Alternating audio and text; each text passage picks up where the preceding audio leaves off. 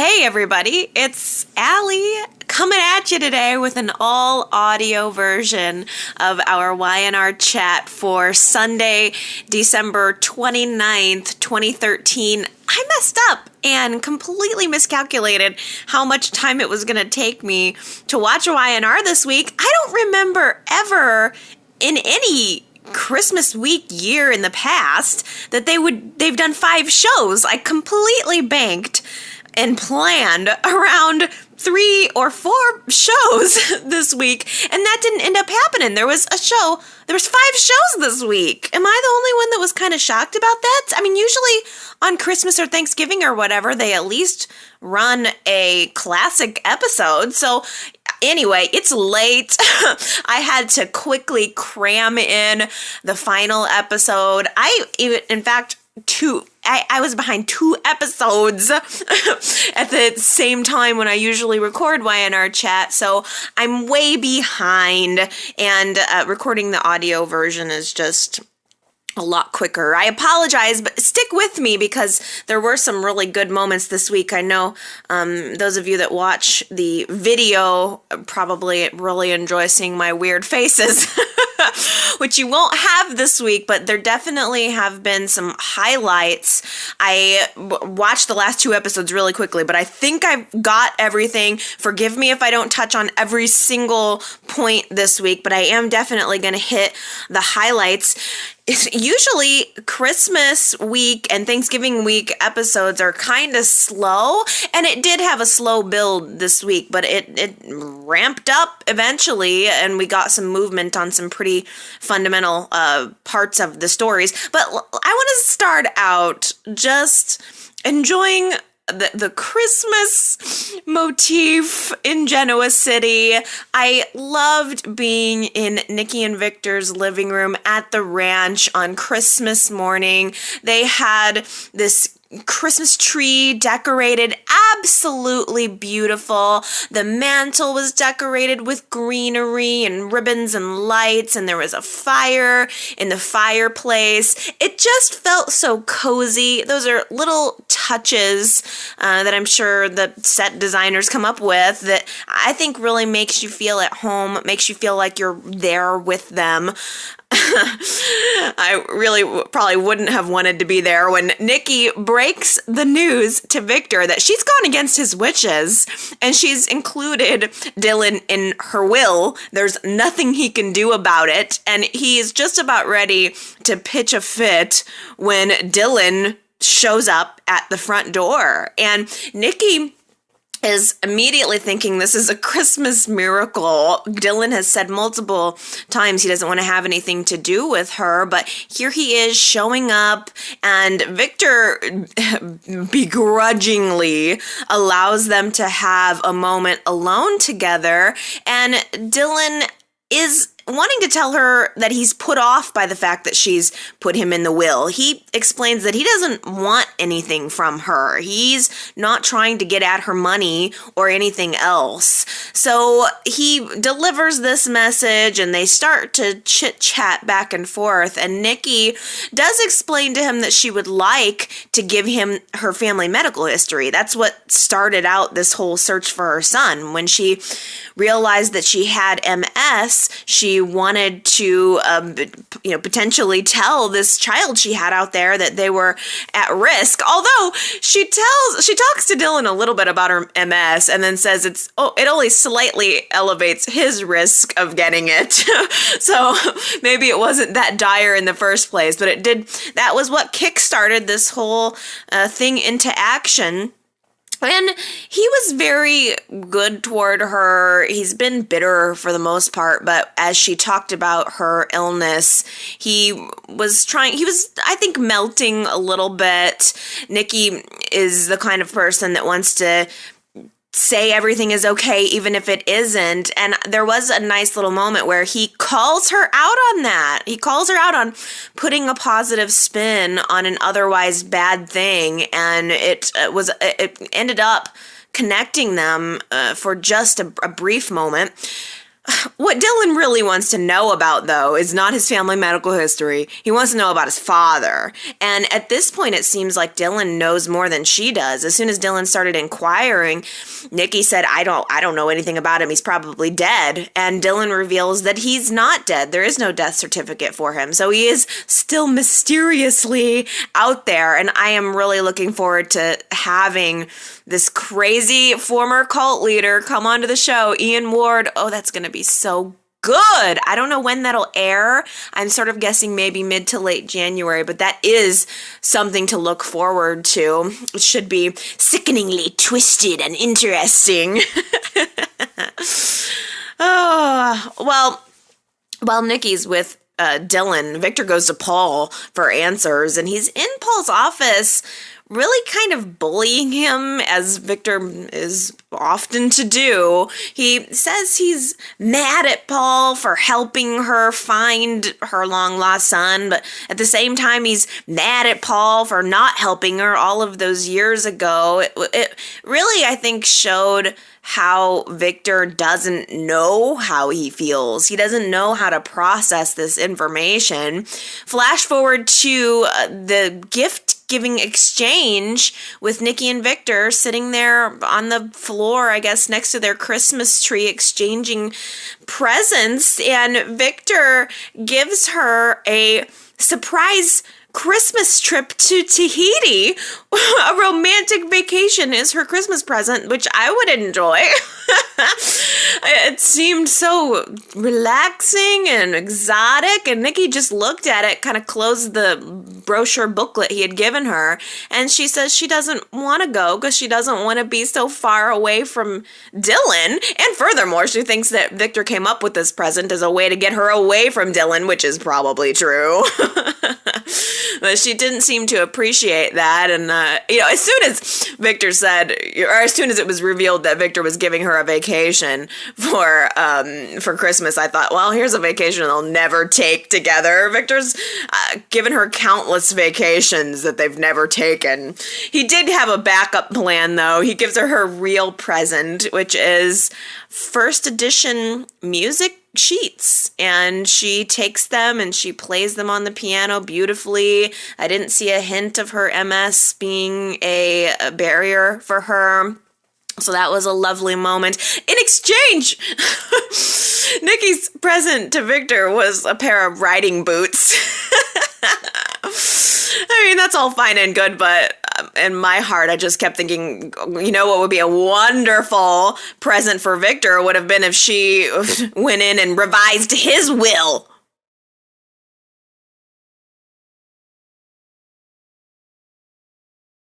This is Avery and Dylan's first Christmas back together, and even though his instinct is to put his head down and go to work, she is trying to pull him out of that. She wants them to have a special Christmas together, so she brings him a feast of all kinds of food. Like, for two people, she's made a whole turkey and all of the trimmings, and he's very touched by this gesture, but it's all taking place at the coffee house, and all of a sudden, people are knocking on the door, wanting to get in. They see the lights on inside, and one by one, Avery's Christmas feast turns into a free-for-all. They can't turn away these people at the door who want a meal. All of a sudden, people are coming in off the street. It was a weird mix of, I don't know, people who probably just wanted a cup of coffee and thought the place was closed, but then realized there was free food and came in for it, and homeless people. It was weird. All of a sudden, Avery and Dylan are tripping over themselves to serve homeless people a meal in the coffee house, and the whole thing kind of made me want to puke. I don't know, maybe I was the only one. Something about that, just, I wasn't feeling it. I would have rather have seen an intimate dinner between Avery and Dylan than these random people usurping her special meal for him. the connection between Avery and Dylan seemed so strong when he first came into town, and now that they're back together, I'm not feeling the heat, not feeling the chemistry. I don't know what happened. I think Y&R needs to work on that. I need to see the reasons why they fell in love, and their whole romantic opportunity just got squashed. Earlier in the week, presumably earlier that day, Avery drops by the underground where Nick is, and she gives him back his electric guitar, which was the gift she gave him last year for Christmas. And it was such a stark reminder for both Avery and Nick that last year at this time, it was all happiness, cookies, and easy bake ovens. Now here they are. Failed relationship. And it seems like she wants to be close with him despite the fact that their relationship didn't work out. But I don't know, he seems a lot more hesitant. It might be that Avery sees Nick as a connection to her sister, and maybe the only reason Nick is open to her at all is the same reason. Maybe he sees Avery as a connection to Phyllis, but the awkwardness in the room is far heavier than the connection they have. There was a cute moment when Avery leaves. Nick is all alone in the underground, and he plugs in his electric guitar and just wails on it. It was epic. Not. Yeah, he took one strum of the guitar. It sounded like cats screeching in hell. And he just mused to himself, we need to find Nick's dream. The whole guitar thing was born out of Nick saying he had a desire to do something else with his life. He always wanted to be a rock star, and that never went anywhere. He became a bar owner at Avery's behest. That was the whole bar was Avery's idea. And now that that's over, people are sitting in her reserved booth, and that's gone. Nick needs something else to do. He did show up at Sharon's house later that night to put together Faith's dollhouse, and she tells him, you can't just have it in a box. We have to put it together here. Faith is gone. She's at her friend's house, so Sharon and Nick have a moment together where they're putting together this dollhouse, reminiscing about Christmases past, Christmases with Cassie, how Cassie really wanted to see her mom and her dad back together again. And just as they're in the middle of putting together this dollhouse, Faith walks in, sees the whole thing. I had to chuckle a little bit. It was a little funny. Nick and Sharon had this look on their face like, busted! The whole Santa illusion is falling apart. They had to make up some excuse about Santa. They said, we're helper elves. Oh, man. It was cute. They opened presents later, and Sharon has helped Faith make a shirt for her dad, and Nick gives Sharon the foot spa that he ordered for her a couple weeks ago, which was a very thoughtful gift. It shows that he listens to her. She was complaining about her feet hurting while she's in heels all the time, and it was really a sweet moment. Faith is thrilled. She says to Nick and Sharon that her Christmas wish has come true, that mom and dad are back together again, and Nick and Sharon realize that's the exact same thing that Cassie said. Let's just hope that Y&R can resist killing this kid. Shall we? Later in the week, Sharon had a chat with Adam at the athletic club, and it was such a full circle moment. It was, the more I think about it, the more I realize that I think they were headed toward writing Adam off the show all along. It was very like putting a bow on the Adam and Sharon's relationship. It's felt like a goodbye with Adam and Sharon. Some resolution. Sharon tells Adam that she realizes he belonged with Chelsea the whole time, and she's sorry that she came in between them. And Nick, of course, sees them together at the athletic club having this cozy a moment together, and he has to butt up into the middle of it. He warns Sharon to stay away from Adam. Oh no, Nick's nothing like Victor. Please. As if Sharon can't take care of herself, can't be around Adam at all.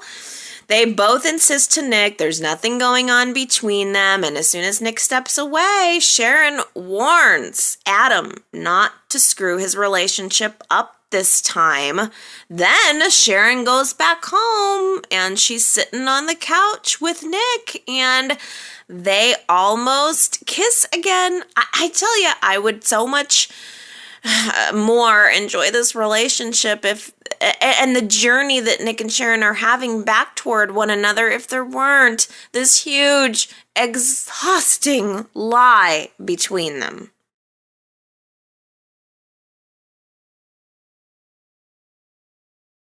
Devon, Neil, Leslie, Lily, Kane, and the kids are at the athletic club having a family dinner.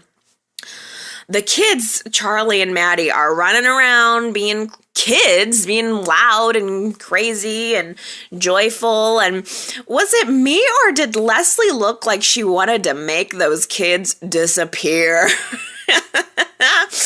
She is just not seeing herself in the role of motherhood. She doesn't know if she can handle that. She has been a single, career-minded woman for all of her life, and now all of a sudden she's part of this larger family, and I think she doesn't know where she fits. I don't want to forget to mention, after this family meal broke up, on the way out the door, Lily brushes by Hillary and says to her, "Merry Christmas." She first walked by her like, ugh, Hillary again. And then she changed her mind and turned around and was like, "Merry Christmas, Hillary." Lily was just filled with the holiday spirit. So anyway, flash forward to Christmas Day. Leslie is at the police station. And she doesn't want to leave. She's got clients who she feels she needs to be there for. Neil tries to convince her to leave the police station. It's Christmas. We need to go have some time together. And she doesn't want to do it. I don't know. It's like she was in avoidance mode. And Neil maybe sensed this. He's been carrying around that engagement ring in his pocket for a couple of weeks now, and he just has not been able to find the right moment to propose to her. And all other things being equal, Christmas night in the police station, Neil decides to kneel down on one knee and ask her to marry him right there. It was awkward. I felt like it should have been a happy moment for her, but I swear I saw dread in her eyes. Did you guys sense that too, or is it just me? I don't know. I don't think it's that Leslie doesn't love Neil. I think she does love him, but I wonder if it's more that she worries that she's just not a good fit.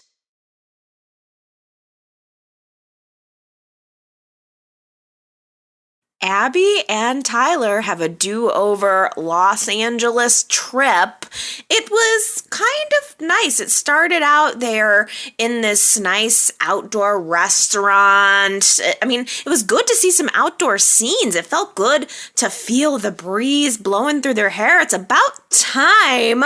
Y&R is all indoor sets, and something about it just felt refreshing to have some scenes outside, especially when it's the dead of winter here in the Midwest where I am. I mean, you guys out on the West Coast or in the South are enjoying sunny, breezy days left and right, but it's dark, dreary, cold, gray, and depressing in the Midwest all winter. And it did feel good to see Abby and Tyler running around on the beach, splashing around in the water, being completely taken by the masses of seagulls, which are not romantic, not a romantic bird. Like, there's nothing romantic about it. They feed on trash, right? So, like, for some some reason, there were a lot of scenes of Abby and Tyler being enamored with seagulls, and I'm like, they're like pigeons in Chicago. I mean, there's so many of them. But yeah, they're having a great time. They go back to the hotel room, and we get for the first time Mariah cam. Mariah has obviously followed them to LA, or I don't know if she lives in LA or what the deal is. We never saw her face. All we saw was her arm and her sun tattoo. Coming on in to Tyler's hotel room when he's in the shower and Abby is not around. She picks up his phone, dials a number from it, then tosses the bed, Hillary style, obviously trying to make it look like something was going on, and then leaves Tyler's room. Abby sees her leaving the room and realizes right away what we think, that it has to be Mariah. So she comes in the room. Tyler's completely clueless. He was in the shower this whole time. And Abby confronts him about it, and he looks totally guilty. I mean, the whole time he's standing there in his towel, and he looks like he just had sex with Mariah and went and took a shower afterwards. But we know he's being set up here.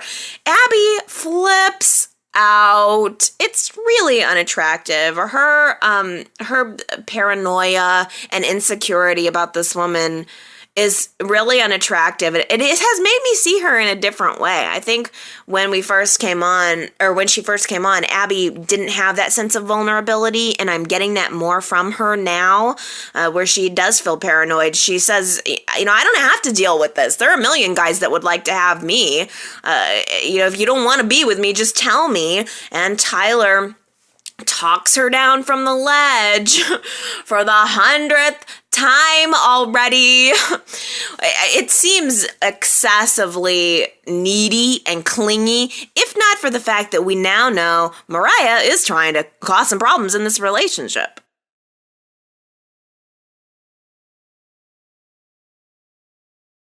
Fenn is missing.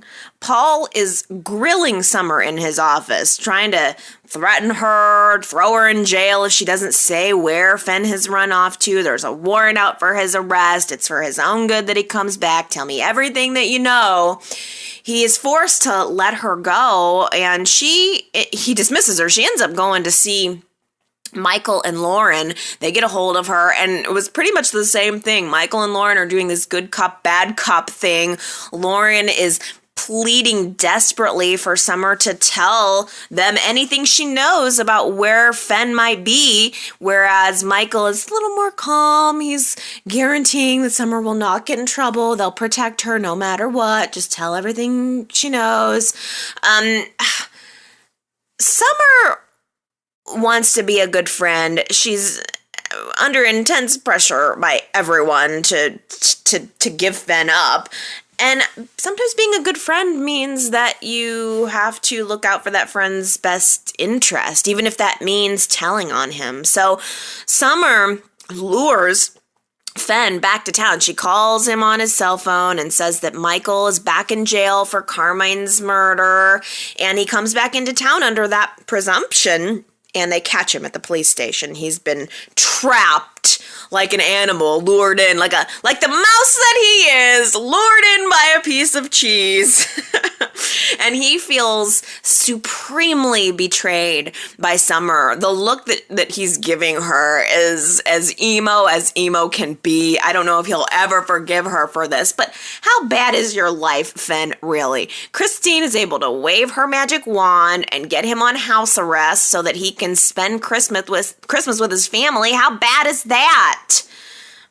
If the one stipulation, though, I have to mention here is Christine's mentioned specifically that if Fenn runs, his parents can be charged with aiding and abetting. I wonder if that's going to be a little bit of foreshadowing there.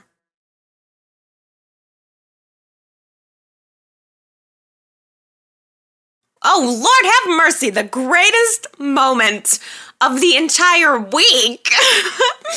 Gloria shows back up in Genoa City, and she has this thoroughly enjoyable interaction at the coffee house with Alex and Kevin.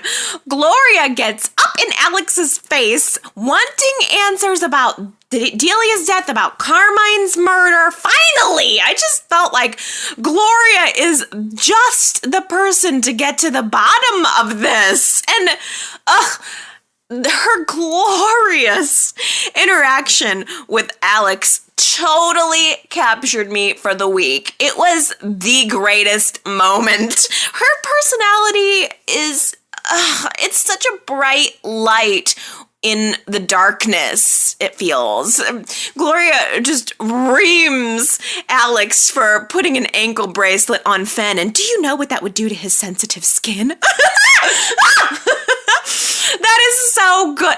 I love that that's who Gloria is. She focuses in on these little weird details. And this is a woman that came from nothing.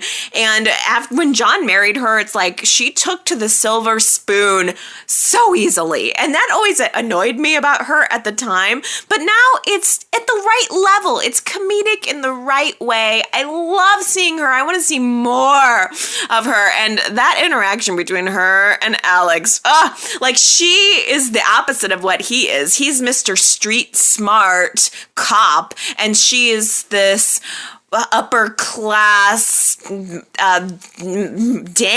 who just has a totally different perspective on things. And oh my gosh, when she's reaming him, he says something to her totally sexy in Spanish. I have absolutely no idea what he said. It was obviously meant to be an insult, but he said it in the sexiest way. And it turned her around like that. She was quite taken with him. It was hands down the greatest moment of the week. She was swooning over him for pretty much the rest of the time, wanting him to just talk dirty to her in Spanish some more. I can totally relate. I could just watch an hour long. Just forget about Young and the Restless. Let's have a spin-off show of an hour long of Alex talking sexy Spanish. It doesn't matter what he's saying. Whatever he says, it's just so hot. So great.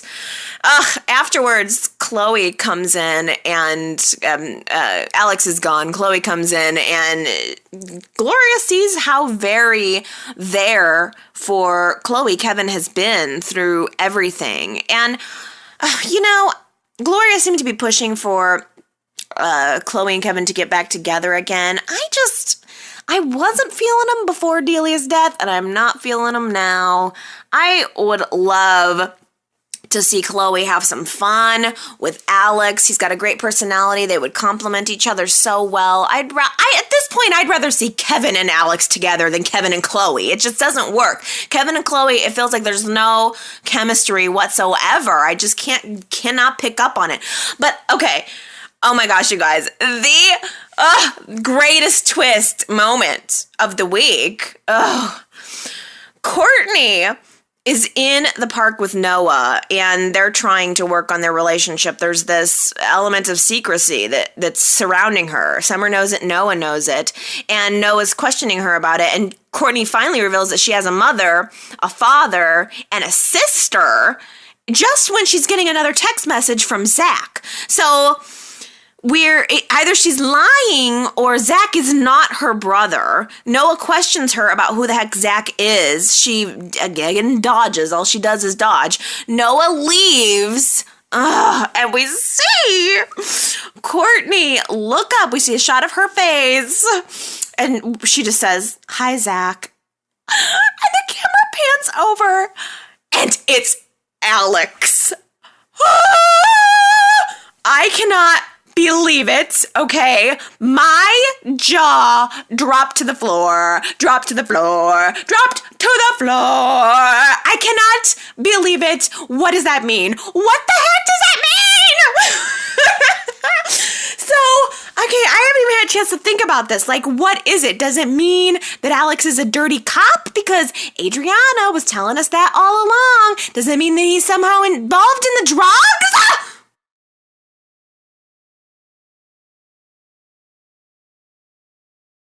It's Christmas. Victoria is distracting herself really by taking Johnny around to see the family. Everyone is distracting themselves this Christmas from all of the pain that's going on. There was a funny moment where Victor gives Johnny his Christmas present. It's shares for Newman Chancellor. Johnny is the very first shareholder of Newman Chancellor. It's every kid's dream gift. Shares of a company that'll probably not exist in a year. Give me a break. I mean, and also, like, do you remember when Victor refused to accept Johnny as his grandson, and now Johnny's the very first shareholder? I think Victor will eventually warm up to Dylan if he can warm up to Billy Abbott's son. Well, anyway, Billy is also alone. Victoria just decides to give him a space to feel what he's feeling. So he's all alone at the house, being sad. Jack stops by. Oh, it was really cute. Jack has this idea that he and Billy to go ice fishing. It's cold out. They're both alone. Just go out onto the ice, have some beer, have some beef jerky. Cut a hole in the ice and go fishing. And it was really, I love the notion. Let's picture it. Jack and Billy really out on the ice. Jack gives Billy this axe to hack through the ice with. Jack Abbott, what's he going to go out onto the ice in his loafers? With an axe? I just don't think so. Jack is so ill-prepared. And Billy even is like, what are you talking about? You need an auger. You're like, you need all these things to go ice fishing, Jack. You have no idea what you're doing. You'd fall through the ice. Oh, and I love, by the way, that Jack said, well, I thought we'd get some advice from Murphy, from a pro. I love any mention of Murphy. You know I miss that man. But it's just so funny because, I don't know, it's sort of a tradition actually in my house. My dad always goes ice fishing on Christmas, the day after typically, or the day before. There's always ice fishing in there. So there was a part of me that just would have loved to have seen Jack and Billy on the ice. I would have rather seen that than what ended up happening. Billy reinforces to Jack that his Christmas wish is to find his daughter's killer. That's all he can think about and nothing else. He doesn't want to go anywhere else. He doesn't want to do anything else. All he wants is to focus on getting justice. And he goes back to that website where Adam's anonymous message is there talking about balancing the karmic scales. And then later, Billy and Adam run into each other at the hallway at the athletic club, and Adam makes some kind of comment about karmic scales, and a light bulb goes off in Billy's head, and he confronts Adam like, what do you mean by that, karmic scales? And Adam chalks it up to, oh, it's a buzzword. It's all around this congressman's campaign right now, the karmic scales. So no, it has nothing to do with anything. But that has to be the first clue. It's all closing in. But Billy doesn't, I think he puts it under his hat. There's nothing he can do about it right now. He goes for a walk. Ugh, you guys. He finds Kelly crying in the park. And, she talks about how difficult it is being without her son. She wasn't trying to lure him in. She didn't know he was going to be walking in that park at that time. She was just by herself crying on this park bench, thinking about how she's trying so hard to be strong for everybody else, and it's hard for her to remain strong for herself. She just gave a speech where I did feel bad for her, and I felt like I would like to get to know her. I think that the actress is interesting. I didn't know she was on Lost. Did you guys know that? I never saw Lost, but I guess she was on that show. She just seems like someone who would have a lot of depth, like a genuinely good actress, and someone I think I could get into. And her talking about losing her son really was effective, I thought. And Billy runs into her. He doesn't want her to be out in the cold crying in public, so he takes her back to her place. I'm sure you can see where this is going. Victoria is off on a trip to go see Reed, and Billy has already agreed that he's going to meet her. It's going to be kind of hard to pull that off while he's locking lips with Kelly in her apartment. Oh, yes, it happened. Maybe they're in her apartment. Things are getting sad. There's an embrace, and then they kiss. And maybe I was just watching her, but it seemed to me like she initiated. It actually was a good moment. I mean, I'm mad at him, of course, but there was this. Billy Miller was really good. There was this small inkling. No, not even small. There was this moment of regret, like preliminary regret on his face. Like he's going in, being drawn into this kiss with Kelly, and you can see on his face he's already regretting it before it even happened. I don't know if they're going to end up sleeping together or not, but how on earth is he going to lie about this with everything else that's going on? He's going to come home. Victoria is going to see him, and she's going to read him like a book.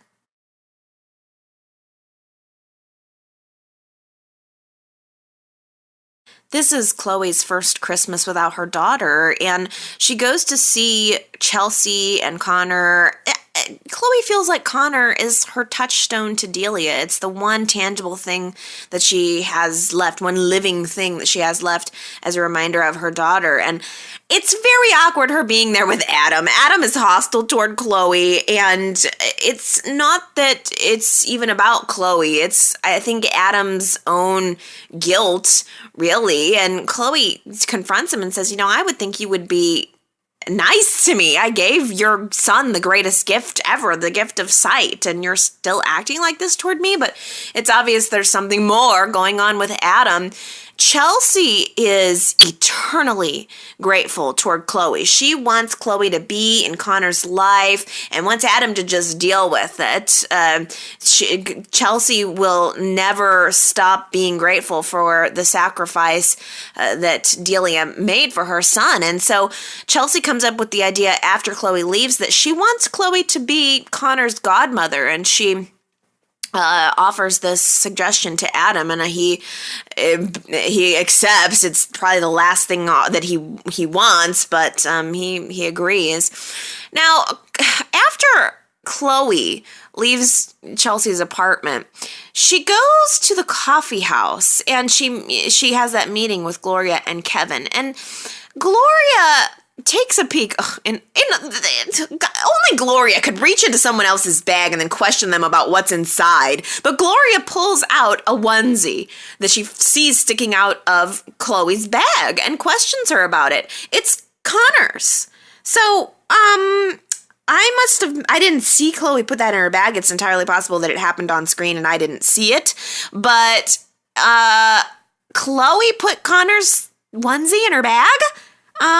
I don't think that was an accident, especially coming on the heels of the whole faux kidnapping thing. I think Chloe is going through something a la Sharon. I mean, Sharon went through that period after Cassie's death that she was stealing things. I don't know. Maybe Chloe is not as okay as she wants everyone to think that she is. I think this is a signal of a deeper-seated problem. Chelsea ended up getting her finalized divorce papers this week, and Chloe did warn her. Chloe comes back to the house to return the onesie. Chloe warns Chelsea about her relationship with Adam, saying that Adam will break your heart. You're back involved with him, and it's not a good idea. You're going to be sorry. And if it were any other circumstances, I would be like, shut up, Chloe. Just let Chelsea live her life. You've already given her bad advice. There's no reason she should take it from you anymore. But now, given what we know is going to happen to Michael Mooney leaving the show, we know it's true. Chelsea is going to be ringing in the new year with heartache. Really, really sad.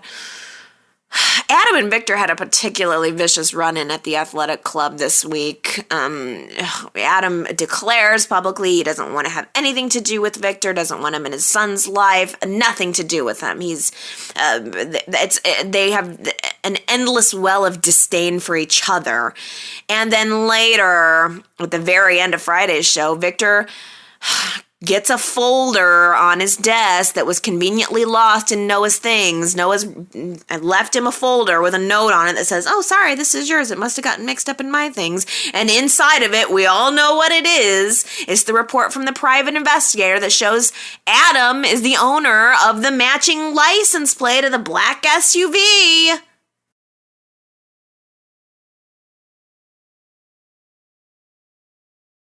This is a very difficult Christmas for Jill as well. She's lost Katherine. She's lost Delia. She doesn't feel close to her son. Billy is really not letting anyone in. Jill does go to see Billy and talks to him through his feelings and shares a few of her own. She reveals that what she wants more than anything now is to be on top of the corporate world again, and she's going to do that. She believes firmly that Katherine's last wish for her was to stop waiting for a windfall, stop waiting for something magical to happen. She needs to make her own way, and that is what Jill is determined to do. Another mystery moment with the music box. Jill throws it away. It's in the trash in the Chancellor Mansion. And the next thing you know, it shows up wrapped under the tree. I don't know if this was completely revealed or whatever. I think Esther totally did it. Chloe reveals that she was the one that took it out of the trash, but I think Esther was the one that wrapped it and put it under the tree. She doesn't want Jill to forget Katherine, and it's coming off to Jill like this music box just doesn't want to die. I mean, Jill could have. I don't think Jill really wants it to. Jill's relationship with the music box really mirrors her relationship with Katherine. Jill could have taken that music box out back and smashed it into a million pieces with a hammer, but she hasn't. She puts it in a trash bin in the Chancellor house. Jill could have severed her relationship with Katherine at any time. She could have left Genoa City at any time, and she never did. So it just seems that the music box is the last remaining bit of Jill's relationship with Katherine, and I don't think she really wants it to go away. Jill gave this really wonderful speech, just having a moment alone in the hall where she last spent moments with Katherine, where she watched her ascend up the stairs, never to see her again. And Jill has this moment where she's revealing the truth about how empty this Christmas has felt. And she's constantly throwing up this facade of strength and, bitterness, but truly she's vulnerable deep down in there, and she reveals how vulnerable she feels, and she's begging to know the secret behind the music box, begging Katherine to come to her in a dream or as a whisper on the wind to reveal the secret about the music box, what it was she wanted her to know. And she knows that it's not just going to be an easy answer, but she does resolve to get to the bottom of it, and I am looking forward to that.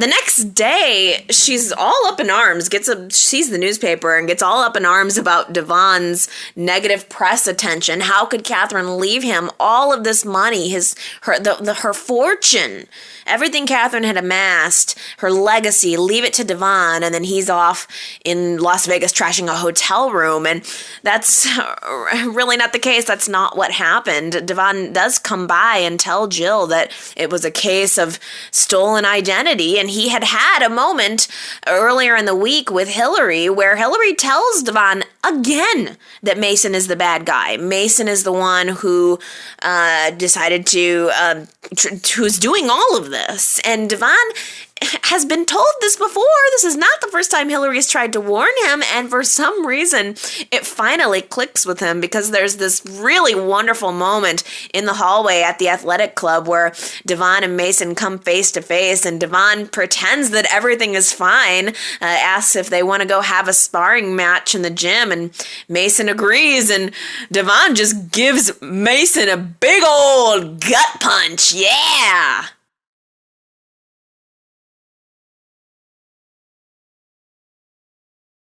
As Christmas is winding down in Genoa City, there was this lovely candle lighting ceremony at Chancellor Park, and several of the characters were there. Paul was leading, saying just some wonderful words about Katherine. It was really a candle lighting ceremony in her honor, and Paul just had beautiful things to say about her spirit, and it totally made me cry. And it really was weird having a holiday without Katherine. This is our first Christmas without her too, and maybe that's why I felt Jill's speech was so effective, because the characters have lost Katherine, but we've lost her too, and it really was nice that Y&R took that opportunity to recognize that that we miss her, and that in a way she is still here with us. I would have loved to have seen some flashbacks. You know how I love my flashbacks.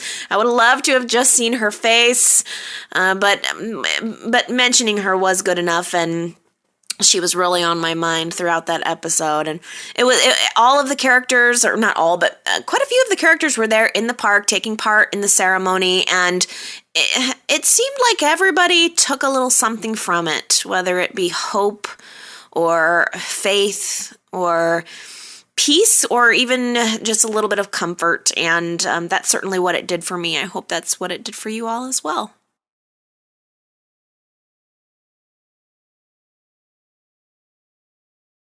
Okay, everybody, that is all I've got for today. Again, sorry for the no video, but I think it was still a good week. It had its slow points, but it definitely came to a build, and I'm looking forward to seeing how that Alex thing is going to play out. Obviously, the Adam stuff is coming to a head in many ways. If Billy doesn't find out, Victor will, or Alex will, who knows, but it's coming. And by the way, I have not seen any further anything about the Michael Mooney situation. He is not speaking out. It looks like he basically has unfollowed all of the Y&R people on Twitter and has not said anything else. He did his Twitter announcement and then gave that one interview and really has said nothing further. And it's a big mystery. I know there's a lot of theories out there. I don't think anyone really can say for sure what happened, probably except for Michael Mooney. So I'm hoping that we get the truth, get to the bottom of it sooner or later. I'm certainly curious. But in the meantime, the show must go on. Sorry to say. And I'll be back next week to continue on our journey. I love you guys.